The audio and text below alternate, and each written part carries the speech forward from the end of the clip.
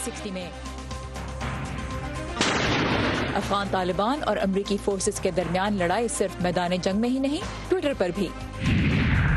पाकिस्तान में मार्बल की सनत को दरपेश मुश्किलात और माह रमजान के दौरान वाशिंगटन डीसी में रेस्टोरेंट्स को देर तक खुला रखने की मुहिम।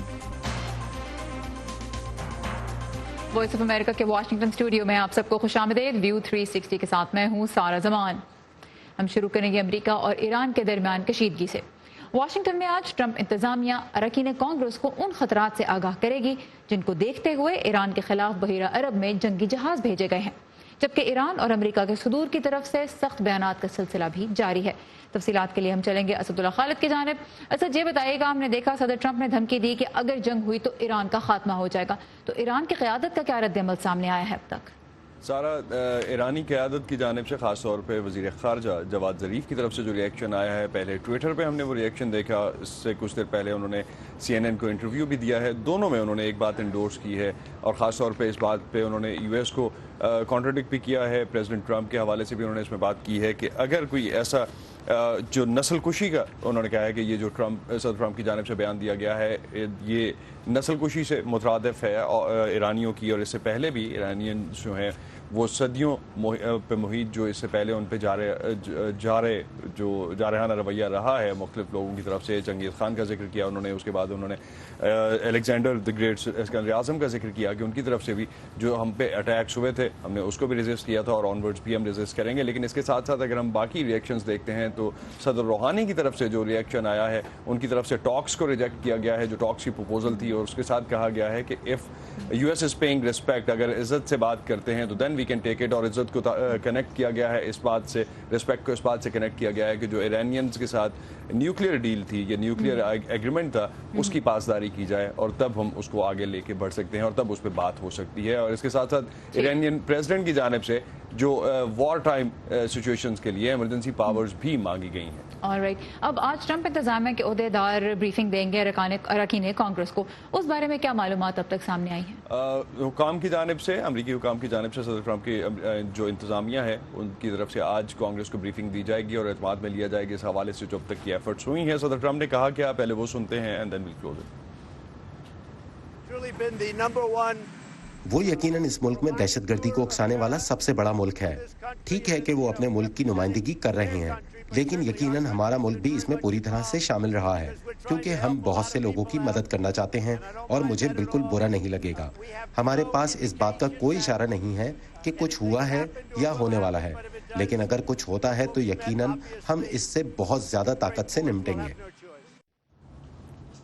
मोरलेस इसी तरह का स्टांस जो है वो अमेरिका के बाकी हुकाम का भी है, अमेरिकी सदर की जो इंतज़ामिया है उनके बाकी हुकाम का भी है। वज़ीर ख़ारजा पॉम्पियो जो हैं, माइक पॉम्पियो, वो इस पूरी आज डिस्कशन को लीड करेंगे जिसमें कॉन्फ्रेंस में लिया जाएगा कांग्रेस के अरकान को इस हवाले से जो ईरानी तनाज़ा इस वक्त चल रहा है। और सबसे बड़ा सवाल जो अवामी नुमाइंदों का भी है और जिसकी तरफ सदर ट्रंप का भी जो बयान है वो नए सवाल खड़े करता है कि अभी तक कुछ हुआ नहीं है और ना कुछ होने वाला है, लेकिन अगर कुछ हुआ तो उसका जवाब भी देंगे। तो ये बड़ा सवाल यहीं पे वाशिंगटन में भी यही पूछा जा रहा है कि अगर आप जंगी जहाज भी भेज रहे हैं तो ऐसा क्या हुआ है या होने वाला है जिसकी वजह से ये इकदाम उठाए जा रहे हैं। लेकिन जब सदर ट्रंप खुद ही कह देते हैं कि कुछ अभी तक नहीं हुआ, ना होने वाला है, तो एक नई तरह की कह लीजिए कंफ्यूजन सी होती है। और इसी पे क्लैरिटी न सिर्फ ये कि अरकान कांग्रेस चाह रहे हैं बल्कि मीडिया भी चाह रहा है, और हमारी कोशिश होगी हम व्यूअर्स तक वो क्लैरिटी पहुंचा सकें। असदुल्ला खालिद हमारे साथ है कैपिटल हिल से। Thank you Asad. Thank you sir.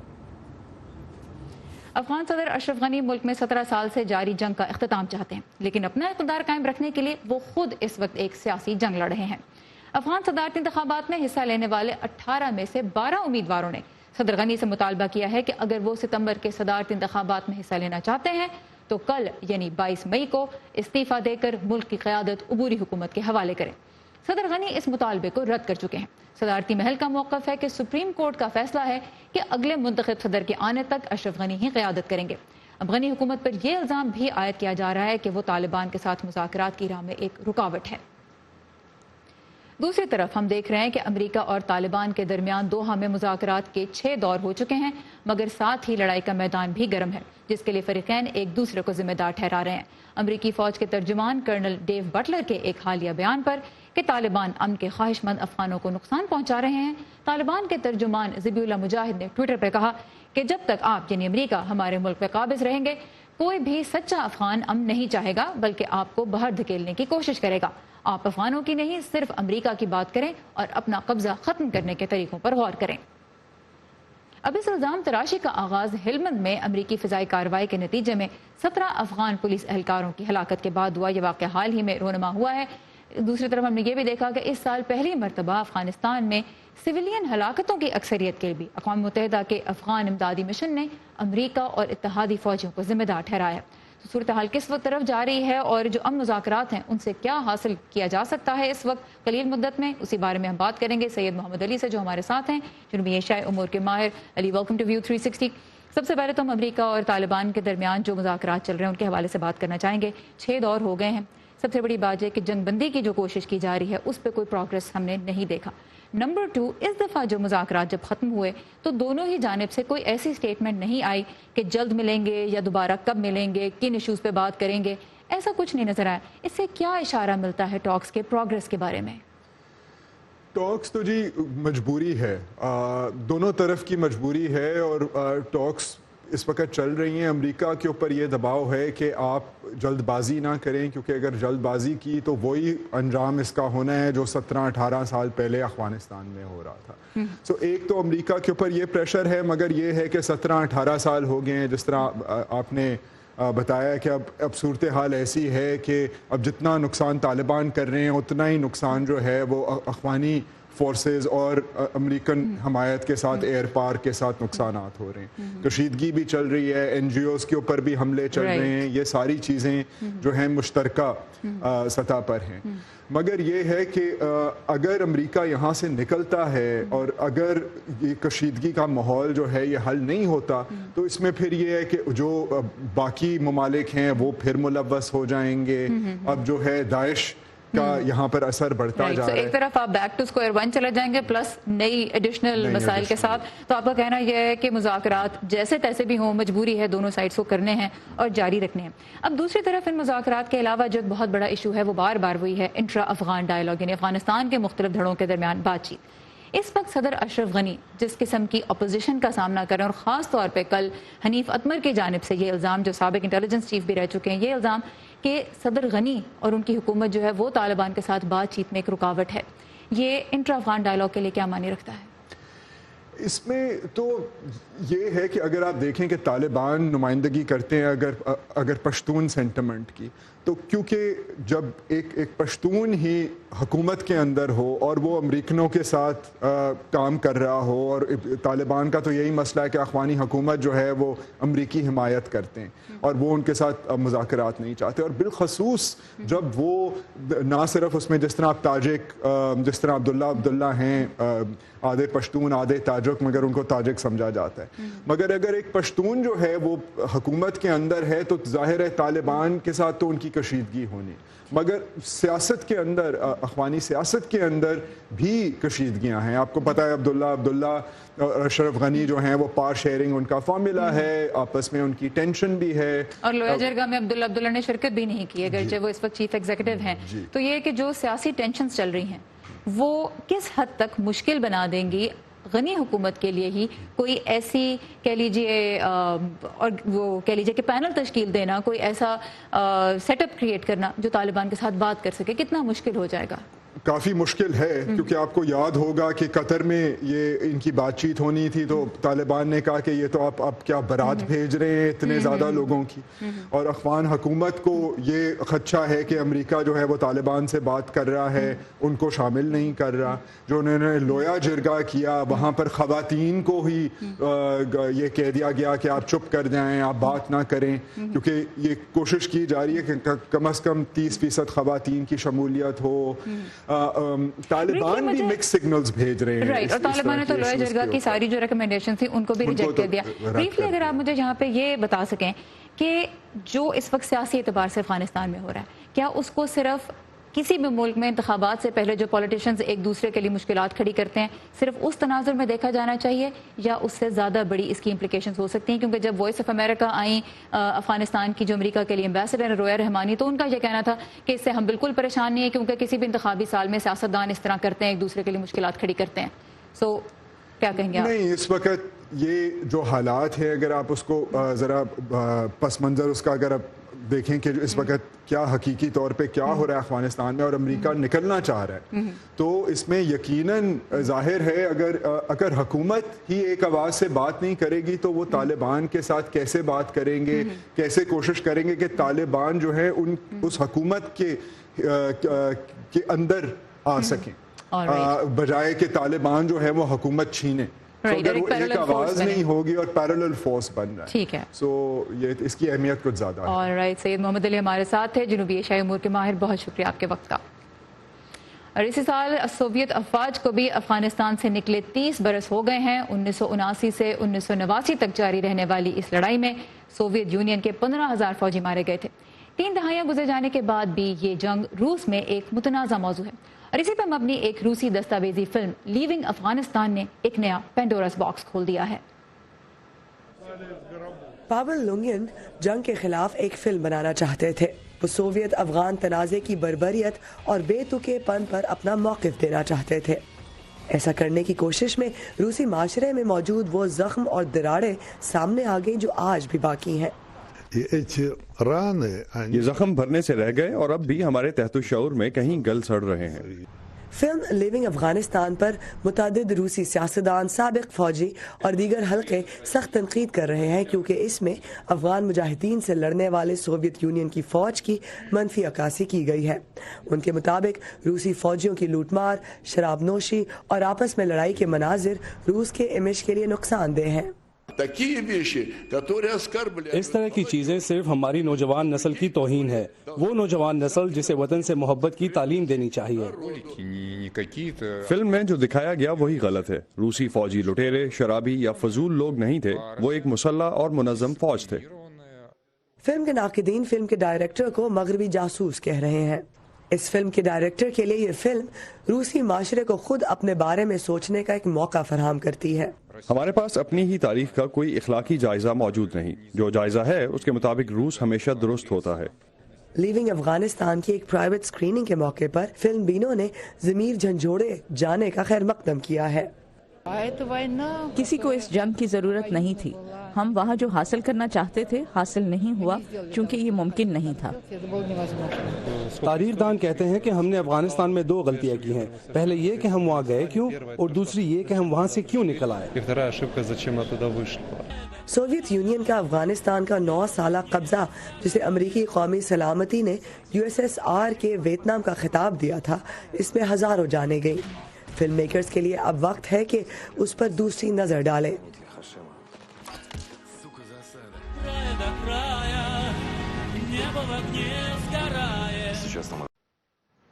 New Zealand کے شہر کرائسٹ چرچ کی مساجد پر حملے کے ملزم پہ دہشت گردی کا الزام عائد کیا گیا ہے. یہ ملک کی تاریخ کا پہلا موقع ہے کہ کسی شخص کو دہشت گردی کے الزام کا سامنا کرنا ہوگا. مساجد پہ حملوں کے ملزم آسٹریلوی شہری برینٹن ٹیرنٹ پر اس وقت 51 افراد کے قتل اور 40 افراد کے خلاف اقدام قتل کے الزامات ہیں. عہدیداروں نے فی الحال یہ نہیں بتایا کہ ٹرینٹ کا نفسیاتی جائزہ لیا گیا ہے یا نہیں, جس سے یہ ثابت ہو سکے کہ وہ مقدمے کا سامنا کرنے کی کتنی صلاحیت رکھتا ہے. سفید فام نسل پرست نظریات رکھنے والے ٹرینٹ نے 15 مارچ کو کرائسٹ چرچ کی 2 مساجد پر بڑے پیمانے میں فائرنگ کی تھی. اسے آئندہ 14 جون کو عدالت میں پیش کیا جائے گا. سری لنکا میں ایسٹر حملوں کے 1 ماہ مکمل ہونے پر آج یادگاری تقریب منعقد کی گئی. اس خبر کی تفصیل کے لیے آئیے ہماری ویب سائٹ urduvoa.com پر, جہاں آپ کو پاکستان سمیت دنیا بھر سے اہم خبریں اور دلچسپ معلومات ملیں گی. اس کے علاوہ facebook.com/VOA اردو کے پیج پہ بھی آپ ہمیں فالو کر سکتے ہیں. ترکی میں قائم سعودی سفارت خانے میں گزشتہ سال صحافی جمال خشوگی کے قتل نے ان خطرات کو اجاگر کیا جن کا سامنا انسانی حقوق کی خلاف ورزیوں سے پردہ اٹھانے والے صحافی کرتے ہیں. سعودی عرب اور ترکی دونوں کا ہی صحافتی آزادی کے اعتبار سے ریکارڈ اچھا نہیں ہے, لیکن جمال خشوگی کی منگیتر نے واشنگٹن میں قانون سازوں سے کہا ہے کہ اس واقعے پہ امریکہ کی جانب سے ٹھوس رد عمل کی کمی بھی دنیا بھر میں صحافیوں کے لیے خطرناک ہے. اپنی زندگی کے آخری لمحات میں جمال خشوگی کا چہرہ دنیا بھر کے ایسے صحافیوں کی پہچان بن گیا جن کے خلاف کارروائیاں کی گئی ہیں. امریکی قانون دانوں سے بات کرتے ہوئے جمال خشوگی کی منگیتر نے کہا کہ خشوگی کی وفات کے تقریباً 8 ماہ بعد بھی ان کی موت حقیقت نہیں لگتی. میں اب تک ان کے قتل کے واقعے کو ایک حقیقی شکل نہیں دے سکی. میں آج تک اس واقعے کو سمجھ ہی نہیں سکی. جمال خشوگی 2018 میں اپنے کام کی وجہ سے قتل ہونے والے 54 صحافیوں میں سے ایک تھے۔ قتل کیے جانے والے 10 میں سے 9 صحافیوں کے کیسز میں قاتل کبھی انصاف کے کٹہرے میں نہیں لائے جاتے۔ انہیں سزا سے ملنے والا اس قسم کا چھٹکارا ان افراد کو مزید طاقتور بنا دیتا ہے جو صحافیوں کو خاموش کرانے کے لیے تشدد کا استعمال کرتے ہیں۔ گزشتہ سال جیل میں ڈالے جانے والے صحافیوں کی تعداد 250 ہے۔ ان میں سے بہت سے ایسے صحافی ہیں جو انسانی حقوق کی خلاف ورزیوں کی رپورٹنگ کا کام کر رہے تھے۔ ترکی، مصر اور چین وہ ممالک ہیں جہاں انسانی حقوق پر کام کرنے والے سب سے زیادہ صحافی جیلوں میں قید ہیں۔ امریکی انٹیلیجنس کے اہلکاروں کی تحقیقات کے مطابق جمال خشوگی کے قتل کا حکم سعودی عرب کے ولی عہد شہزادہ بن سلمان نے دیا تھا، لیکن اس پر خود امریکی صدر ڈونلڈ ٹرمپ نے سوال اٹھایا۔ مجھے امید ہے کہ کانگریس اس قتل کی بین الاقوامی تحقیقات کا آغاز کر سکتی ہے۔ کانگریس اس تفتیش میں رہنمائی کر سکتی ہے، اور مجھے لگتا ہے کہ بین الاقوامی مفادات کو اقدار پر فوقیت نہیں دی جانی چاہیے، اور اتحادی ہونے کا مطلب یہ بھی ہو سکتا ہے کہ یہ لوگ جو اس قتل کے ذمہ داران ہیں انہیں انصاف کے کٹہرے میں لایا جائے۔ مجھے یقین ہے کہ صدر ٹرمپ بھی اس کارروائی کا آغاز کر سکتے ہیں۔ خود صدر ٹرمپ کی اپنی سیاسی جماعت سے منسلک قانون دان کہتے ہیں کہ سعودی عرب کو اس واقعے کے نتائج بھگتنے چاہیے۔ میرے نزدیک ان افراد کے خلاف میگنٹس کی پابندیاں لگنی چاہیے، اور مجھے یقین ہے کہ ہمارے پاس ایسی معلومات موجود ہیں جن پر ایکشن لیا جا سکتا ہے۔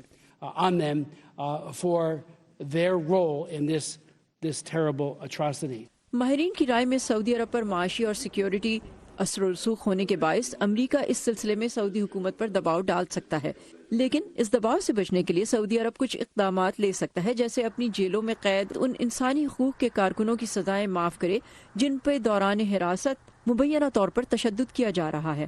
اس سے امریکہ کو یہ اشارہ ملے گا کہ سعودی عرب نے اپنے رویے میں تبدیلی کی ہے۔ ہم نے آپ کو مایوس کیا، جمال کو مایوس کیا، اور ایسا کرنے میں ہم نے پوری دنیا میں لوگوں کو مایوس کیا جو آزادی چاہتے ہیں۔ جب تک ان کی حکومت اپنے سعودی دوستوں کو ان کے ایکشنز کے لیے ذمہ دار نہیں ٹھہراتی، ان امریکی عوامی نمائندوں کے لیے افسوس کے اظہار کے سوا کوئی چارہ نہیں۔ کیتھرین جپسن کے ساتھ صبا شاہ خان، وائس آف امریکہ۔ تازہ ترین خبریں، اہم واقعات، آڈیو ویڈیو رپورٹس اور تجزیے دیکھنے، سننے اور پڑھنے کے لیے ڈاؤن لوڈ کیجیے VOA اردو کی نئی ایپ۔ خبریں اب ہر وقت آپ کی مٹھی میں۔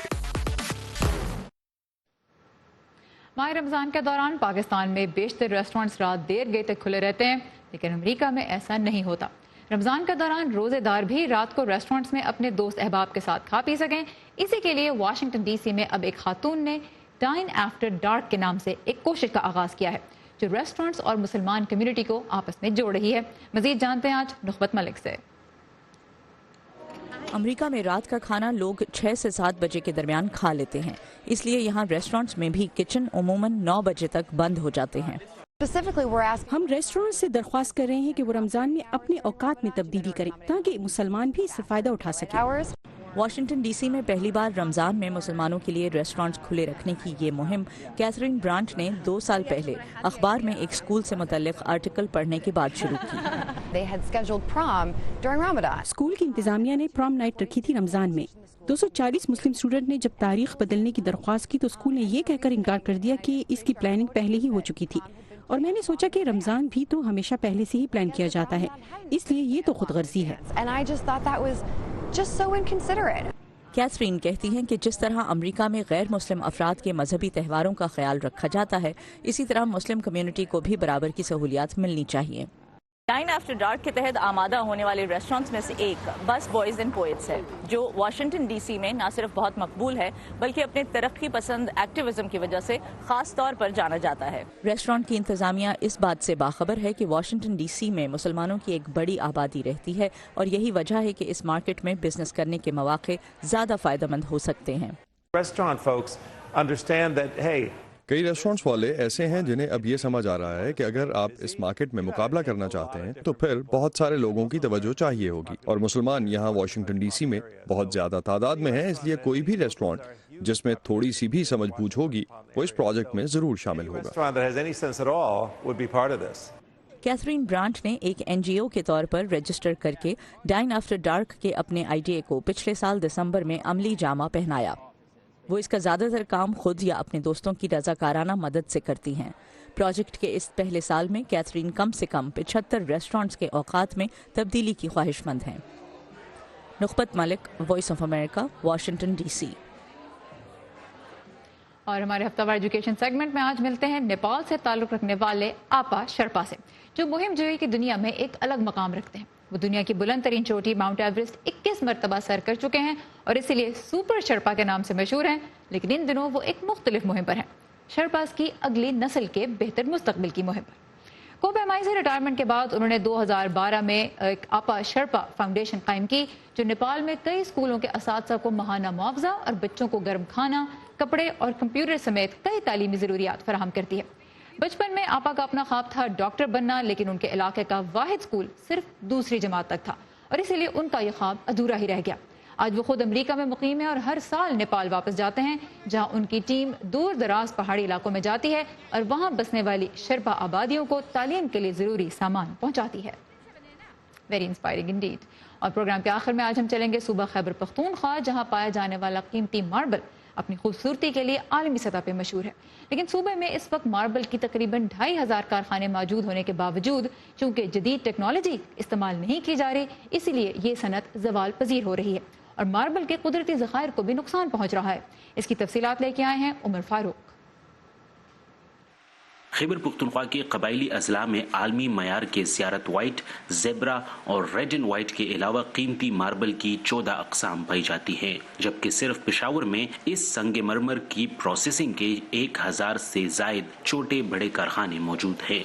लेकिन पहाड़ों से मार्बल निकालने के लिए ब्लास्टिंग का तरीक़ेकार इस्तेमाल हो रहा है, जिससे इस पत्थर की क्वालिटी खराब हो रही है। हम इसमें इतना बारूद डालते हैं कि जो पत्थर गिरता है वो तो वैसे भी ज़ाया हो गया, इसमें क्रैक आता है, लेकिन जो पहाड़ पे रह गया, जो पहाड़ रह गया, वो भी इसमें इतना बारूद इस्तेमाल करते वो सारा क्रैक हो जाता है। मार्बल फैक्ट्री मालिकान भारी टैक्सों और जदीद मशीनरी की दरामद पर आने वाले अखराजात से परेशान है और हुकूमत से मदद चाहते हैं। हमें नई मशीनरी दी जाए, बाहर मुल्क जो हम उसके साथ हम मुकाबला कर सकें। हमें मशीनरी भी चाहिए और मार्केट तक रसाई भी चाहिए। Small and medium enterprises development authority के डायरेक्टर जावेद खटक कहते हैं कि हुकूमत भी मार्बल इंडस्ट्री में इस्तेमाल होने वाले कदीम तरीकों से परेशान है, क्योंकि इससे न सिर्फ मुल्की मादनियात को नुकसान पहुंच रहा है बल्कि ये मईशत के लिए भी मुफीद नहीं। मगर उनके मुताबिक हुकूमत मार्बल इंडस्ट्री के साथ मिलकर मसाइल का हल निकालने की कोशिश कर रही है।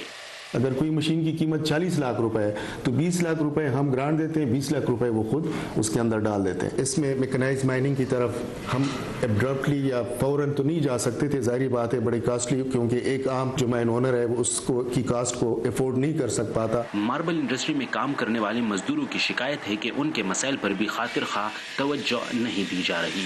पहले 7 घंटे ड्यूटी था, अभी 12-13 घंटे ड्यूटी है। मैंने 23 साल काम किया, एक बंदे एक सहूलत भी नहीं दिया, ईद का कपड़े भी नहीं देते। ये लोग अस्पताल नहीं है, लोग जख्मी होते हैं, इलाज के लिए 1 रुपया नहीं देते। रिवायती तरीके से मार्बल की कटिंग और पॉलिशिंग न सिर्फ इंडस्ट्री के लिए अब माली एतबार से फायदेमंद नहीं रही, बल्कि ये माहौल की आलूदगी का बाइस भी बन रही है और इसका नुकसान उन्हें भी होगा जो इस सनत से वाबस्ता नहीं। Umar Farooq, voice of America, Peshawar. ये था आज का व्यू 360। फीडबैक के लिए आइए facebook.com/VOA उर्दू के पेज पे और ताज़ा तरीन खबरों के लिए हमारी वेबसाइट urduvoa.com पर। सारा ज़मान को इजाज़त दीजिए। खुदा हाफ़िज़।